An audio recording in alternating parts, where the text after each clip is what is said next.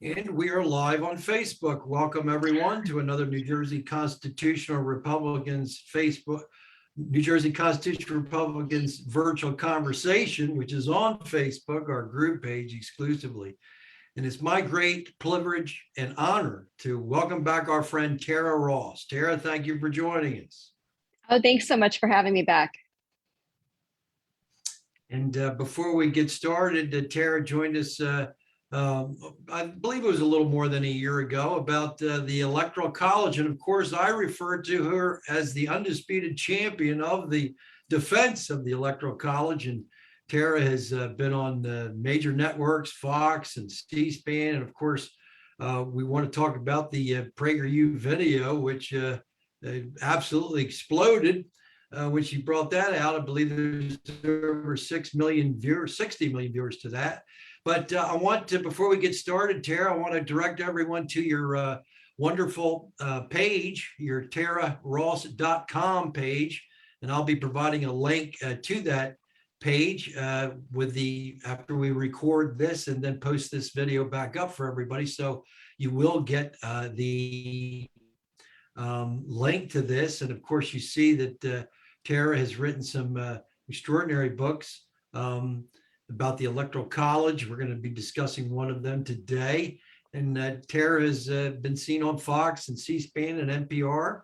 Tara is a retired lawyer and former editor-in-chief of the Texas Review in Law and Politics.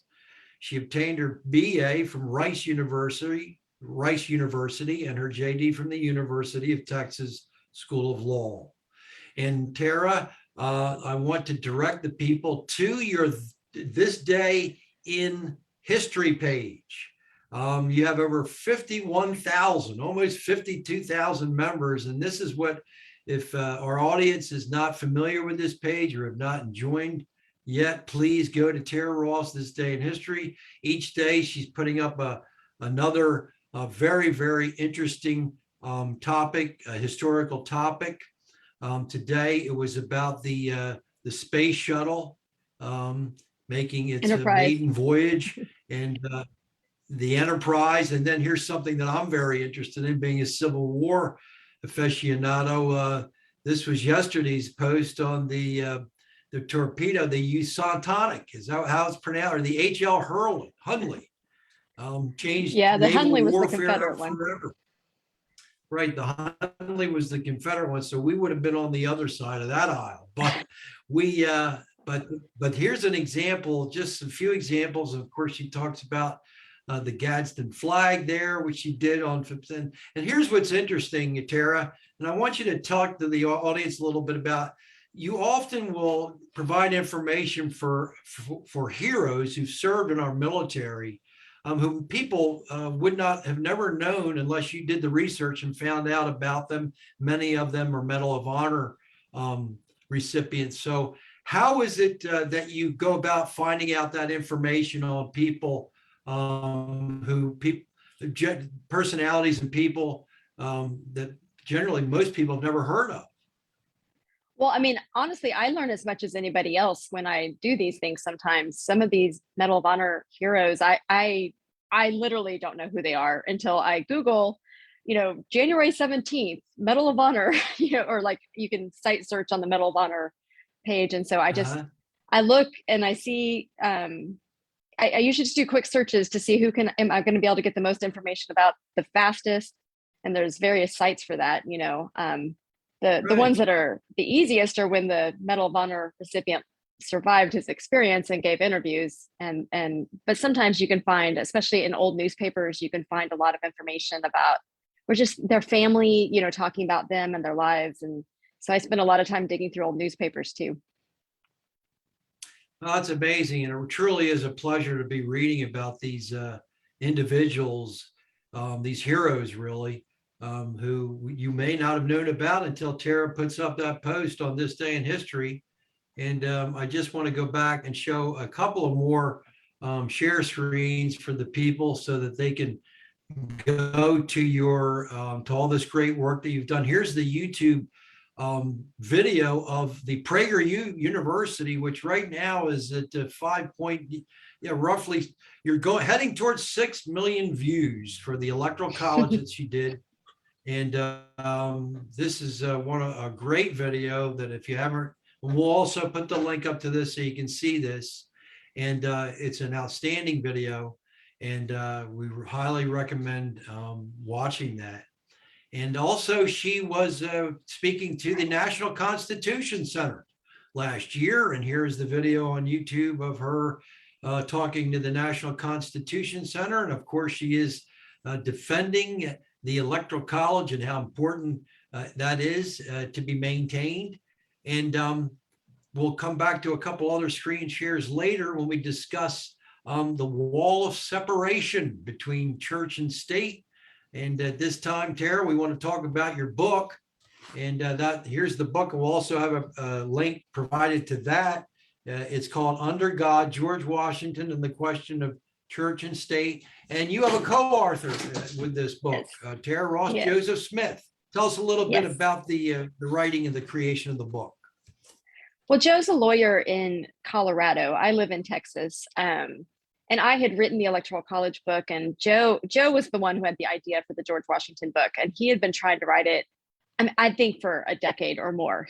But he's a lawyer billing hours, and he just didn't have time to do it. So, and I was at loose ends looking for something else to do. And we just know each other from, lawyer circles, whatever. And so anyway, long story short, he recruited me to help him get this, to actually make this happen. And so, I'd say we spent the first chapter or two nailing, figuring out our system, but I think we worked really well together in the end. And we would send drafts back and forth on email and, get into long conversations about that. My adjective's better. No, I like my adjective in a very friendly fashion. So it was fun to work with Joe, and I think we turned out a good product, and I'm proud of it. And we did something nobody else had really done before.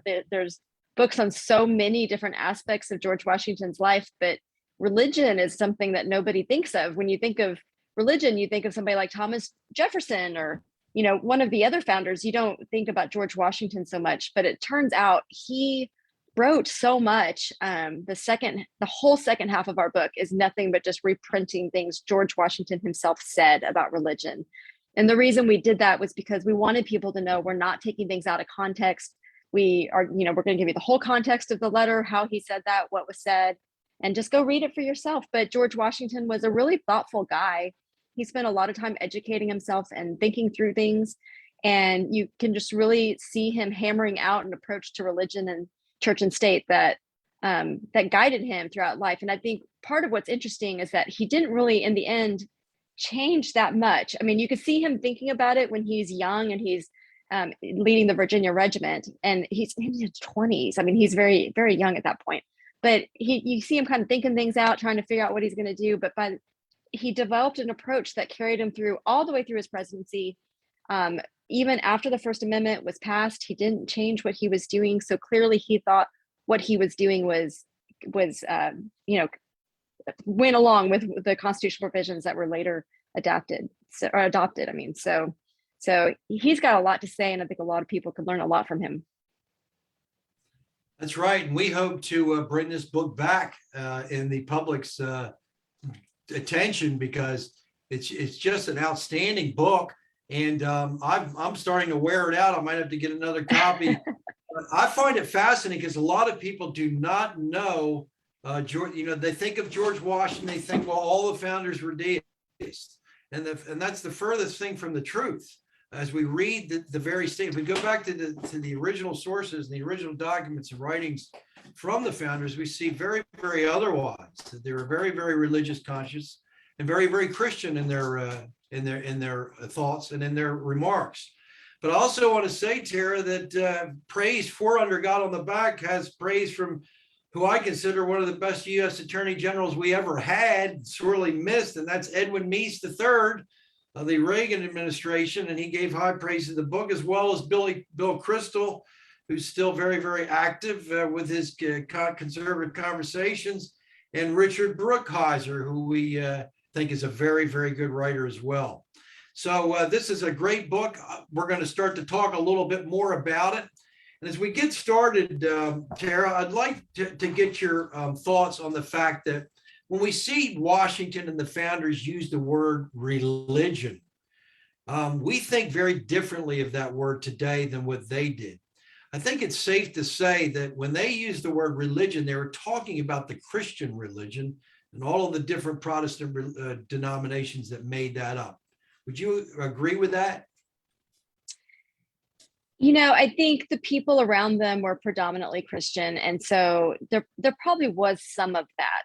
I think that of all of the founders, George Washington was the one who most recognized the diversity in the nation. He was commander in chief of an army with soldiers from 13 different colonies, and that was 13 different religious situations. Some of those colonies had kind of more established religions, and some didn't. There was a wide variety there too, But you see him, I think of all of the events in his life, being commander in chief of the army was probably really what I don't know, just helped him to develop an inclusive approach. He was more Judeo-Christian than not, and he was more monotheistic than not.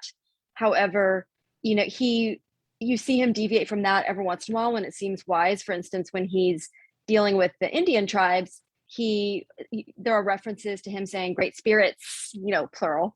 And so you do see him trying to just recognize that we have a lot more in common than we have that's different. And if we can keep our focus on the things that we can all agree on, that religion has a lot of public benefit that can be brought about. And that was, at the end of the day, what he always wanted. He was very practical. He's not, his generation was not a very evangelical one.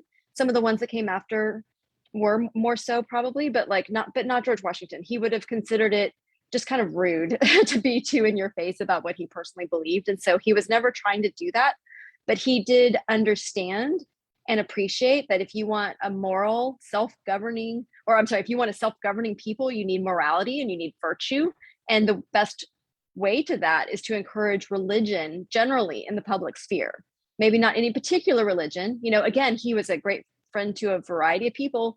The Jews at the time considered him they loved him. He was great.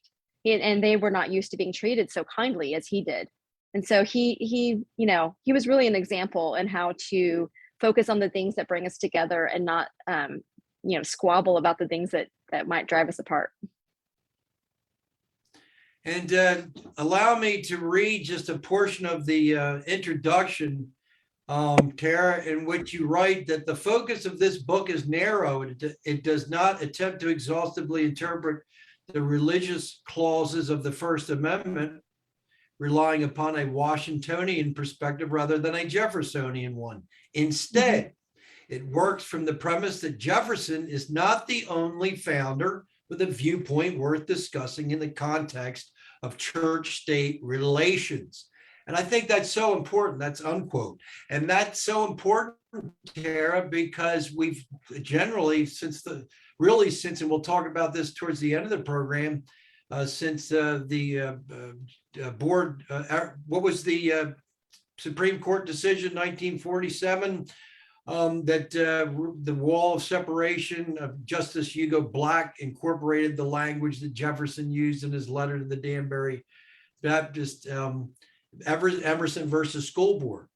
And up until then, though, the Washingtonian view was very much a part of what the court and upon which our country and our legislative branches and executive branches adhered to. But all we've heard in our lifetimes and in this generation is about Jefferson's view of the separation of church and state. Right. When Jefferson was president and during his time, the generation that was living then didn't really, he got beat up a bit about that. Let's put it that way. Like his views on church and state and his views on religion in general. There was political mudslinging that would go around and be like, what? You're going to replace George Washington with Thomas Jefferson, like this godless, whatever. And so, that was really the attitude at the founding, more so than what you might expect today. And indeed, after Jefferson wrote his letter, and it was just a letter he wrote as president, in which he used the phrase separation of church and state. And does not appear in the Constitution. People don't always know that. It is not in there. The phrase separation of church and state came from a letter that Jefferson wrote, and he wrote it to the Danbury Baptist. And he was thanking them for a big block of cheese. Wait, did I do that right? No, the block of cheese was unrelated. But anyway, he was writing them a letter, and he used this phrase separation of church and state. And you see, at that time, if in the generation that existed then, if you got a letter from the president of the United States, you would pass it around and you would, kind of brag and show off, the president's writing us. And the Danbury Baptists didn't do any of that stuff. They in fact kind of stuffed it in a drawer. They couldn't believe that Jefferson had said separation of church and state. That's not what they were going for. Now, and that's important because the Danbury Baptists were a minority at that time. And so they were beat up on by the religious establishment sometimes, but they still did not want separation of church and state. They did not think that was a great thing. And in fact, Thomas Jefferson got so much political pushback from that he ended up he started going to church in the United States Capitol shortly afterwards. And it was a habit that he maintained throughout his presidency. And so, even Jefferson didn't really mean quite the same thing by separation of church and state as what people might think today. Right. And you say this in the book, and we're going to talk about his time as the commander of the Virginia Regiment from 1755 to 58. And of course, Washington didn't go to college. He went to war.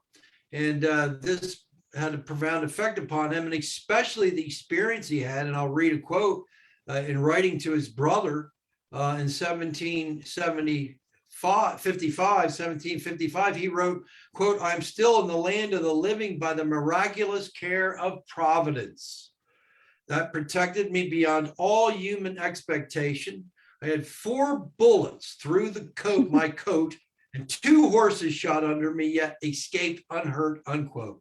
And Tara, I think it's quite evident that experience molded his thinking about God and how God was indeed in control of all events, and his sovereignty is over all things.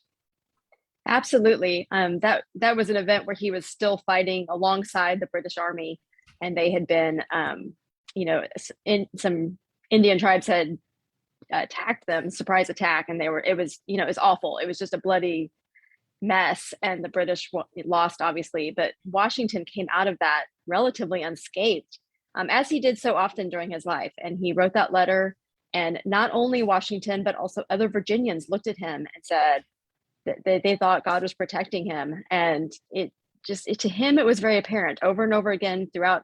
That was earlier in Virginia, but later in the American Revolution, he felt like he would say Providence, the hands of Providence are working, with the divine hand. He would use phrases like this, but he felt strongly that the American cause was being protected and guided by God, and that Americans owed thanks to God for that, public thanks for that. Yes, no question about it. And then, of course, you have listed orders that he made concerning the troops attending divine service, as he would repeatedly use that phrase. And then he went on to be a member of the House of Burgess from 1759 to 1775. And he was always going back to his days leading the militia, calling for chaplains. He thought chaplains were a very, very important part of the Army. And the service that they rendered, he thought, was very, very essential. Absolutely. I mean, as commander of the Virginia Regiment, he advocated for months and months and months for a chaplain. He thought it was important. He even said to the governor at the time, we've been offered private funds basically to pay for this, but I think it would be better for it to come out of the public treasury, because this is a public purpose. And so he wrote letters back and forth with the governor asking for a chaplain over and over again. It took a while. He did eventually get the chaplain, but he had to work for it, and he had to write many letters for it. And then again, when he was commander in chief of the American Army, again, the issue with chaplains came up all over again. And in that situation, he didn't so much have to ask for the chaplains because he had some, but it was more about how much are we going to pay the chaplains, and how many chaplains are you going to have? Are you going to have one per brigade or per regiment or whatever? Sorry, I've got a frog in my throat. And the reason that that's important is because if he had, the smaller the unit of the army that he could assign the chaplain to, the more likely that the soldiers would find a chaplain of their own religion, right? If you have the chaplain assigned to a larger unit of the army, then there's, multiple regiments or whatever underneath it, and so they might they're more likely to disagree. And he wrote it's more likely to create discord, and he didn't want that. But he did want the benefits of chaplain. He did want the benefits of religion. And so, and there were other issues about pay that were going on. Was he going to, of course, the more responsibilities a chaplain had. So again, if they're assigned to a bigger unit of the army, then the more you could pay them because you have fewer of them. But then also you might have less variety. And so it was just a constant balancing act and a constant discussion. And he wrote many letters about it and clearly thought about it long and hard. But at the end of the day, he wanted good chaplains. He wanted men who were reliable and trustworthy and honest, and who would help his men, through these tough times that they were going through. And so, and it was something that he just was always an advocate for. I thought it interesting too, Tara, that you have in the book orders that he gave the Continental Army. Of course, in 1778, he was indeed the commander of the Continental Army. And he said, quote, in an address to the soldiers, he said, quote, while we are zealously performing the duties of good citizens and soldiers, we certainly ought not to be attentive to the higher duties of religion. To the distinguished character of patriot, it should be our highest glory to add the more distinguished character of Christian, unquote. Mm-hmm. And of course, today, Tara, we hear people calling each other patriots. We're patriots. You're a patriot. I'm a patriot. But Washington is associating the greater distinction is that of Christian to go along with patriot. Yeah, and the other balance that you watch in his writing is you see him talk about people need to put forth effort, right? You can't just expect God to come in and work miracles for you. He says this over and over again. Of course, we want God's help. Of course, we're going to ask for God's help, and we think we're going to get God's help because if we think this is blessed by God's hand. Also, you can't just sit back and be a lazy bum. You gotta work hard and put some effort in. And so you just see him talking about this in his writings over and over again. Yes, that's truly amazing. And really, Tara, he did go to great lengths. You talk about inclusivity. He didn't get involved in any sort of doctrinal disputes. And of course, every single denomination had their particular verses that they built their belief system on. But he thought that it was important that everyone had to work together to unify in this cause. And that's why he was so tolerant. And he was even tolerant of the Roman Catholic Church in putting down the holiday or the burning of the effigy of the Pope. He thought that was ridiculous. He thought that was something that should not be engaged in, because he really did promote this idea of unity. And really the phrase, Tara, that comes to mind is freedom of conscience. He believed in the freedom of conscience of all those people who were identifying as Americans and wanted liberty. Yeah, absolutely. There are historians that credit him as single-handedly ending the celebration of Pope's Day. He thought it was crazy. Mm-hmm. We're asking, now Canada at the time was largely Catholic. He was like, we're asking Canada for help in our fight against British, and you're doing this? What's wrong with you, basically? No. But he did that with other religions too. He appointed a Universalist chaplain, which was very controversial at the time, but he did it. And he was very serious about, if I'm going to order you to go to church, then I'm going to do my best to get you a church that you agree with and that you feel comfortable attending, and it's not going to be perfect, but I'm going to do my best. And so and it was very, for his time to be doing that sort of thing I don't know what the adjective I'm looking for is, but it was not normal. What he was doing, he was breaking new ground and he was doing new things. And so that was really important that he laid that foundation. And while he was president, of course, he talked to the Quakers quite a bit. And of course, way back, even earlier in his career, he had situations where the Quakers refused to fight or to help out in any means whatsoever with the revolutionary endeavor. But he said, quote, running to the Quakers, he said, quote, the liberty enjoyed by the people of these states of worshiping Almighty God, agreeable to their consciousness. And it is not only among the choices of their blessings, but also of their rights. So he's equating religious expression and freedom of conscience as a right, which of course is very, very interesting. Mm-hmm. Yeah, and again, I mean, this is new ground, right? They left Yeah, England no where the question. king could dictate these kinds of things to you, and he's breaking brand new ground here, and he's telling people that this is something that you have a right to do for yourself, and no king or parliament or anybody else can tell you what to do. And of course, also, Tara, he was always suggesting a day of Thanksgiving. We talk about the Thanksgiving holiday, and of course, how Lincoln was very important with that. But Washington really precipitated Lincoln in many ways with acknowledging the Almighty through fasting and through prayer and through humiliation. He really, really led that throughout his presidency in asking Congress to designate days of Thanksgiving.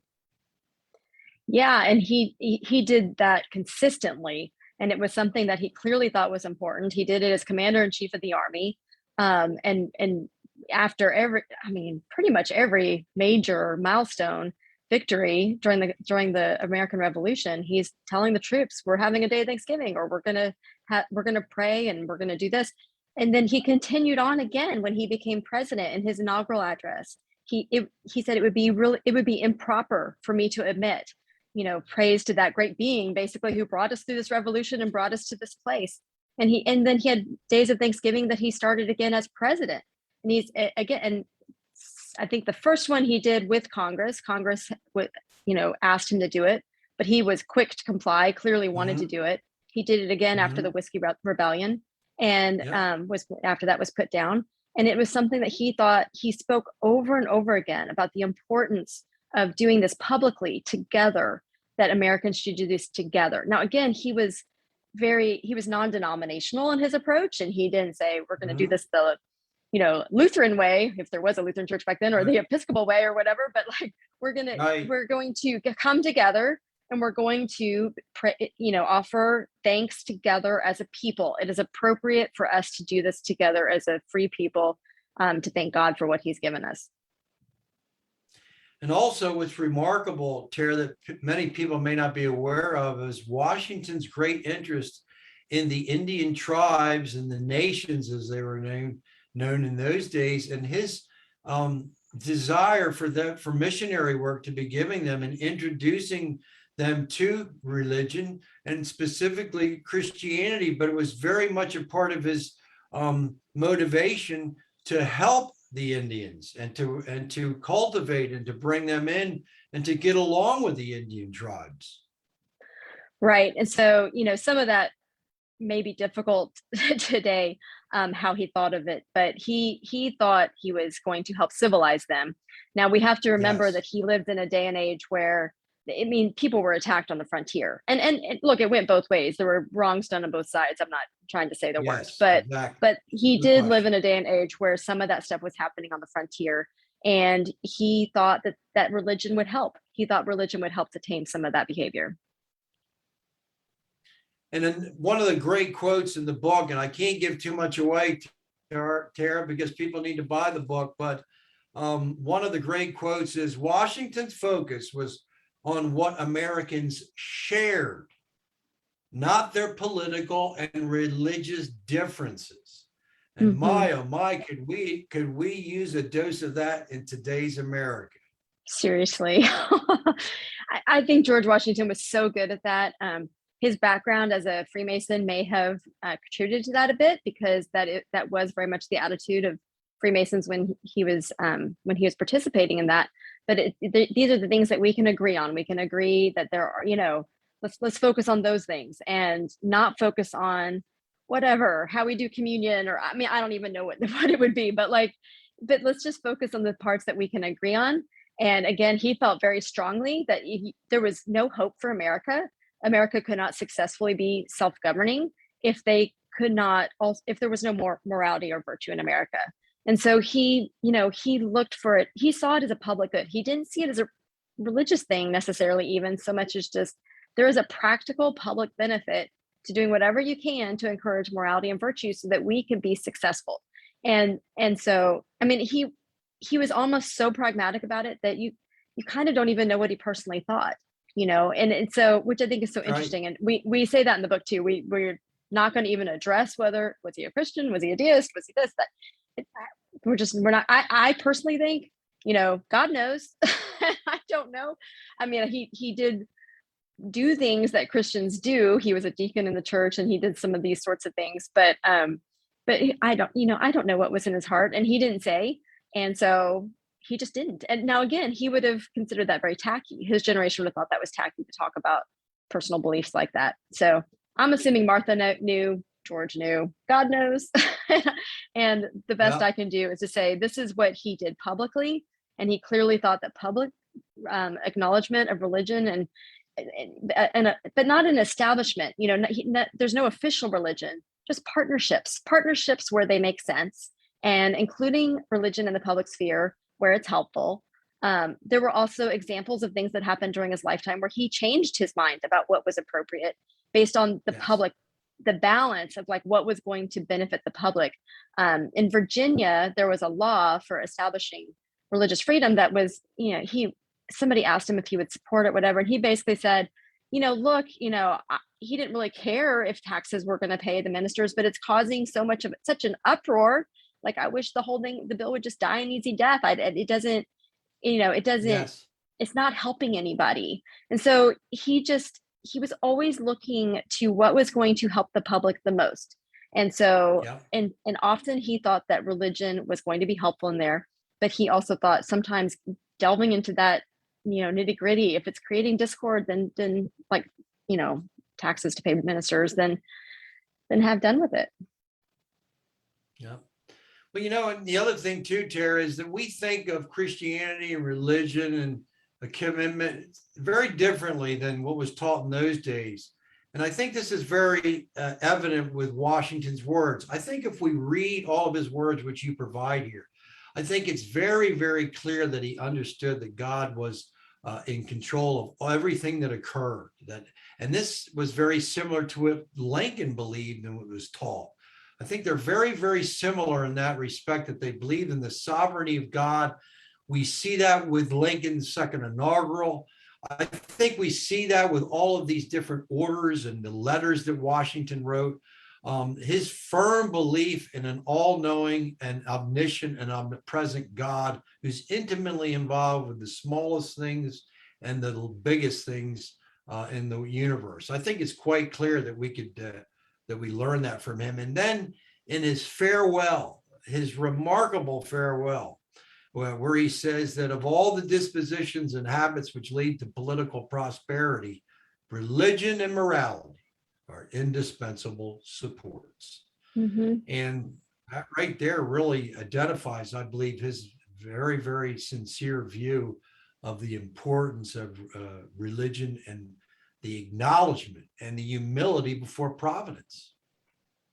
Absolutely. And, again, I think this is just, we wrote this book because we feel like people need to know what George Washington thought. And it was really different from some of what the Supreme Court has emphasized in their rulings in recent decades.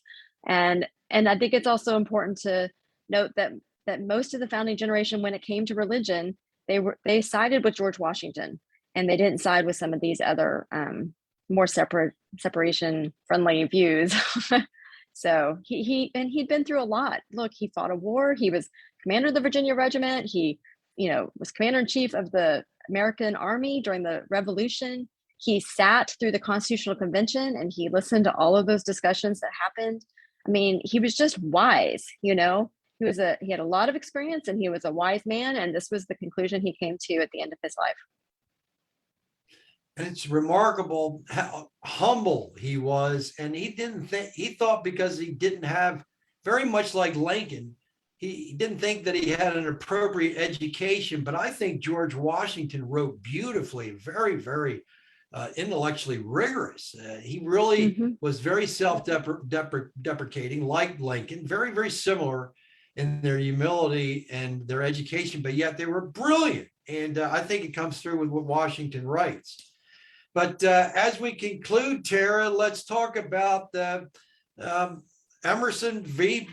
Board of Education, 1947.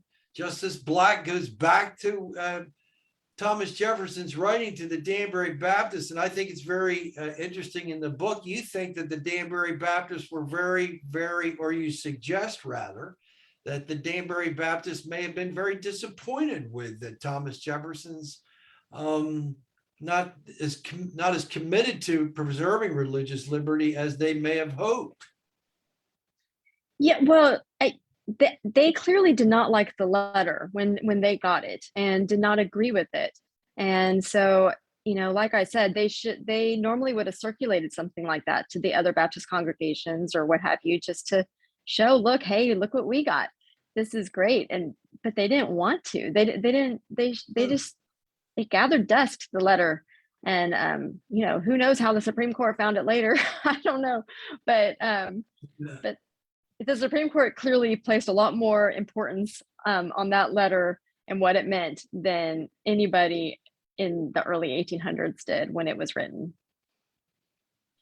And then, of course, that decision led to Engel versus Vitale, which took I believe it was the prayer out of school, 1962, Engel v. Vitale, and then Abington versus Schempp, which took the Bible out of public school. So, and it was all started with this idea of the separation of church and state, which Hugo Black brought back into the fore.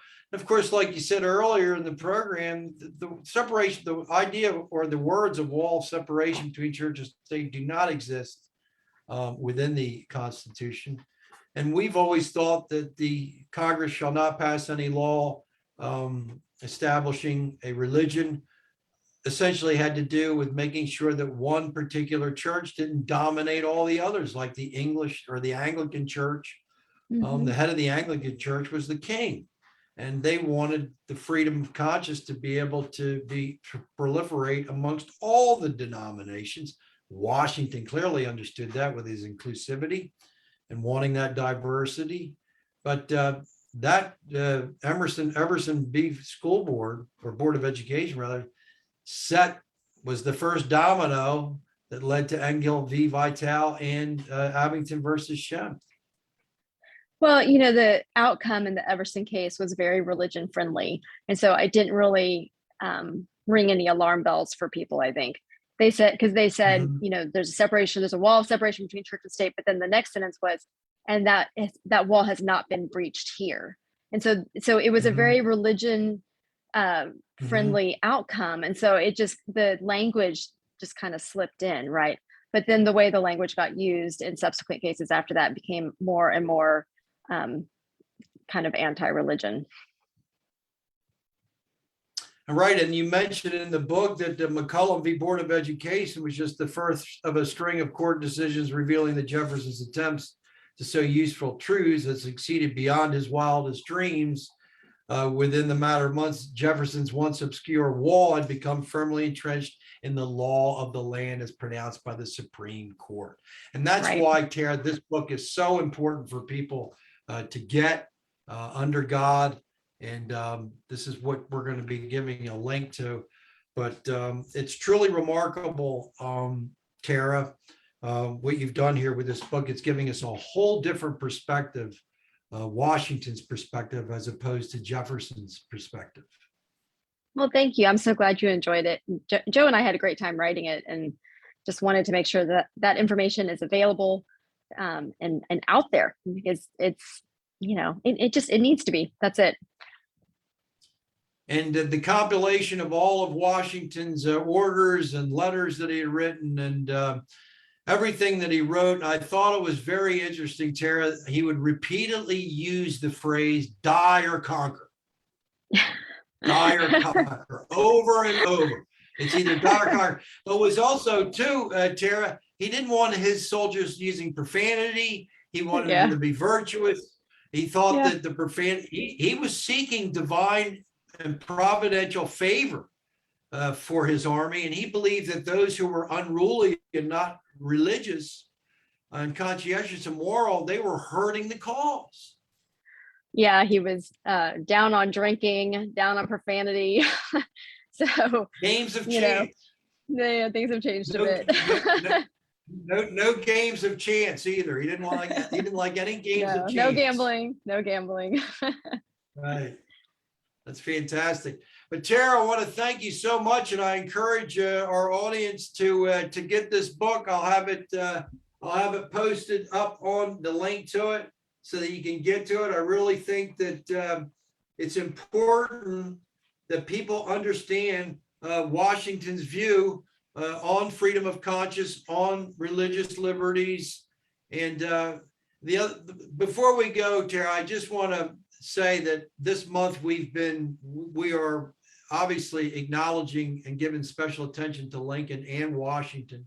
The 22nd, of course, is Washington's birthday. And I'm old enough to remember, Tara, when both birthdays were celebrated separately. We celebrated Lincoln's birthday on the 12th, and we celebrated Washington on the 22nd. I believe in 1971, that all changed, unfortunately. But what I wanted to also share with you, Tara, and get your input on the fact that Washington sets the example over and over and over and over. And he was very self-conscious of that. He wanted to remain very constitutionally obedient. But in everything that he did, he's setting the example, even in his death, when he wants to set the slaves free. And of course, in this cancel culture that we live in today, they want to eliminate Washington because he owned slaves and just forget everything else, or don't take into consideration all the good that he did, the fact that he owned slaves. But he was the one who decided he wanted to set the slaves free upon his death, and provided the great example when he says that the Constitution is the document I'll never abandon, and everything that he did, 2 terms. And that's what we need to bring back within representative government. Representatives should be looking back to Washington as their example. What do you think of that? Absolutely. I mean, I hate what's happening with canceling George Washington and all this stuff.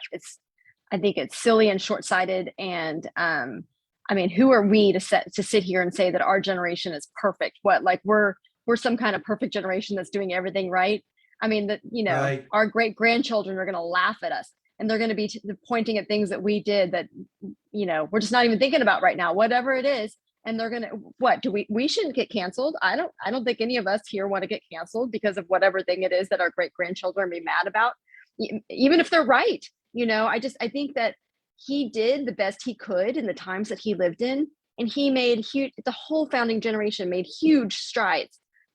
Sometimes I give the analogy that it's like a relay race. Okay. Like there were so many things to be accomplished. They were escaping this tyrannical British king who, I mean, they lived in a world where women had no rights, and a king could choose a religion for you, and the king could do all sorts of things for you and just make decisions for you and do whatever he wanted. And so they took the first steps towards freedom. They ran the first leg of the relay, and it was huge. And honestly, it was probably the hardest leg, because it is always breaking free. Like, you ask any, I don't know, like an alcoholic or anything, the first steps are the hardest, because you have to see what's wrong. You have to take the first steps, and the status quo is always really easy and comfortable, So they took the first steps. They ran the first leg of the relay, and then they passed the baton to the next generation and said, you do better, you go further. And every generation since then has done the same thing. And, America is the greatest beacon for hope and freedom in this entire world. And I am proud to be an American. And I'm so tired of listening to people cancel our founding generation, when our founding generation did so much that was great and good and right. And they ran that first leg of that relay, and they passed the baton, And there's no place else on this planet where things become more and more and more free all the time. And now I've said all this, and we're looking at what's happened in the past 2 years. And I hope that we look back at what our founders did and what all those generations, the greatest generation, the generations that came after them, and we remember that it is in our blood, and it is in our blood to fight for freedom and to not let tyranny take over. This is who we are. This is who America is, or what America is, who we are. Well, Tara, I certainly can't top that passionate speech there at the end, and that's just what we wanted to hear. And I want to thank you, because what you're doing and what we hope to do as the Constitutional Republicans, in alternative to the cancel culture, the way in which we can answer the cancel culture is through education. And Absolutely. You are educating every day, and we were so thankful that you're doing that. We're with you in that pursuit. We're teaching our citizens civics. We're teaching our citizens the state constitution and the federal constitution and the history. So we're very, very proud to be working with you and educating our citizens, and hoping to pass forth to our posterity the freedoms and liberties that these great founders have passed on to us. Absolutely. I could not agree more about the importance of education. Well, thank you, Tara. We're going to tell everybody to get this book. I'll be preaching this throughout New Jersey. Buy this book, Tara, because this is a great book and a great discussion we had with you. And we will hope to have you back soon. We've got other books that we want to discuss with you that you've written, and continue the great work. And thank you very much for giving us your time this evening. Oh, well, thank you. And thanks for having me. Always a pleasure, Tara. We will talk to you soon. And let us remember, as we conclude, what Lincoln said: liberty to all. Thank you. Have a good night. Thank you, Tara. You too. You too. We'll talk soon. Sounds good. Bye. Thank you.